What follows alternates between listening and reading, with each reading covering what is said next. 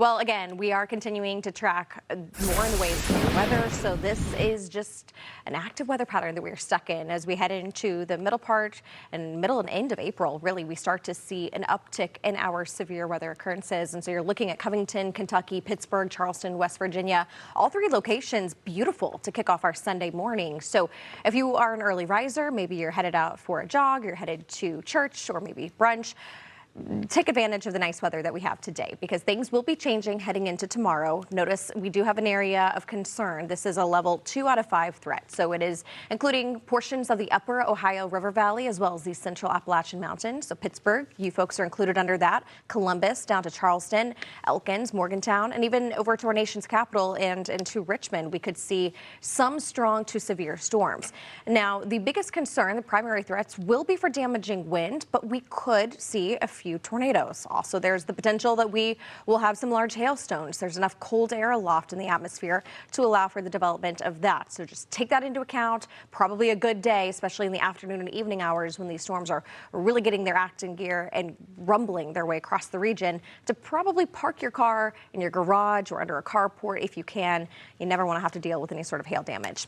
All right, so here's that line of storms that's going to be firing up. So there's that cold front, that area of low pressure that's tracking its way off into Canada, and that general zone where we are going to have robust winds aloft. So that will help to support the development of these thunderstorms. And also when you think about our wind shear, so that's the change in speed of direction of height with the wind, that is going to allow for some of these storms that are able to develop sufficiently to begin to rotate. So could we see a few long track supercells? Yeah, not out of the realm of possibility. Could they develop tornadoes? Yes, we could. However, again, damaging wind, that's the big concern.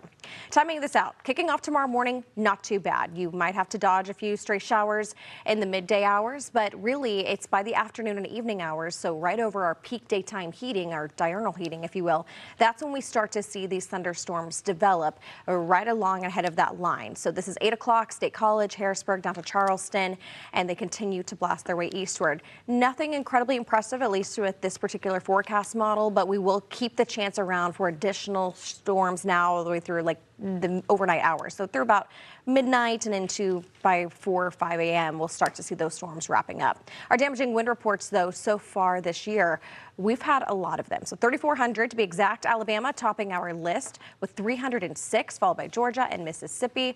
Not a good trend to be on, and the fact that we are running above average significantly. We're 3,400 right now. Average for this time of the year is 1,500. So we would like to see things get a little bit quieter and trend downward, but unfortunately that's not looking likely to occur.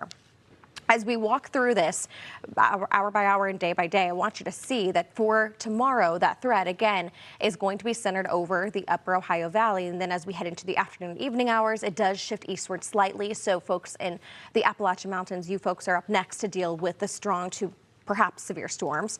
And then we will begin to see those storms lose some of their steam heading into the overnight time frame. So by the time we kick off tomorrow morning, yes, there will be some lingering rain in some spots, nothing major. But all in all, Pittsburgh down to Charleston, kicking things off will be in the 50s. And then also getting closer to the I-95 corridor, temperatures like in New York City as well as D.C. will be in the mid 60s. So Pittsburgh, here's a look at your forecast over the next few days. Monday, not too terribly bad for the first half. The second half of the day is when we do introduce the chance for the thunderstorms. But then by Tuesday, it's on out of here, so no big issue. But you will notice that significant drop in our temperatures. We go from a high of 70 on Monday down to a high of 51. That's all thanks to the passage of that cold front. So it's spring after all, and that's typically what we experience. But you want to dress in layers as you head into your Tuesday and into the middle part of the work week.